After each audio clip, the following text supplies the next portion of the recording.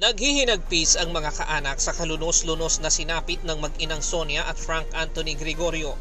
Sa video na viral na ngayon sa social media, kitang-kita kung paanong walang kalaban-laban silang pinagbabaril sa ulo ng kapitbahay na pulis sa gitna ng komprontasyon kahapon.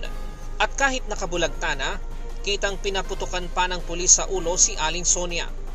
Hustisya ang sigaw ng mga kaanak para sa mag-ina. Sir, gusto ko pong tumulong kasi dun sa napakabait po kasi ni Auntie Sonia sa amin. Gusto ko pong tumulong, sir, pero hindi ko kaya. Hindi ko po nagawa, sir, kasi natakot na po ako. Sir, bahala na po Diyos sa kanya. Saka isa po, sir, sana yung kandarungan para po sa pinsan at saka sa ng asawa ko. Ang hirap po, sir, balik-balikan yung pangyayari kasi. Si Aling Sonia ang lumilingap at nag-aalaga sa kanyang ina na matanda na at kanyang anak nakaka-opera lamang sa appendicitis. Nag-ugat ang pamamaslang sa mag-ina sa pagsita ng pulis kay Anthony dahil sa pagpapuputok ng boga kasama ng ilang mga kabataan sa lugar.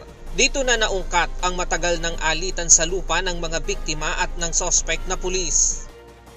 Pagpunta niya doon, nabuksan na naman yung away nila doon sa matagal na away nila more than a year ago.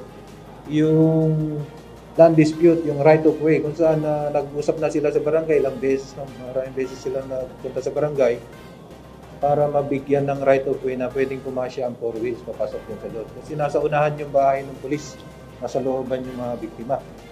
Although binentahan niya, ang lupang yun, binenta pala sa kanya, yung mga biktima. So, ang hiling nila is right of way. So, ang naibigay sa kanila is hindi kasi yung isang sasakyan kasi nagbabad yung pulis. Ngayong araw, in-inquest na ang suspect na si Police Senior Master Sergeant Jonel Nuesca. Nahaharap ito sa 2 counts of murder, bukod pa ang administrative case at sasailalim din ito sa summary dismissal proceedings. Brian Lacanlale, UNTV, News and Rescue. Diyos ang aming sandigan, serbisyo publiko ang aming pinahahalagahan.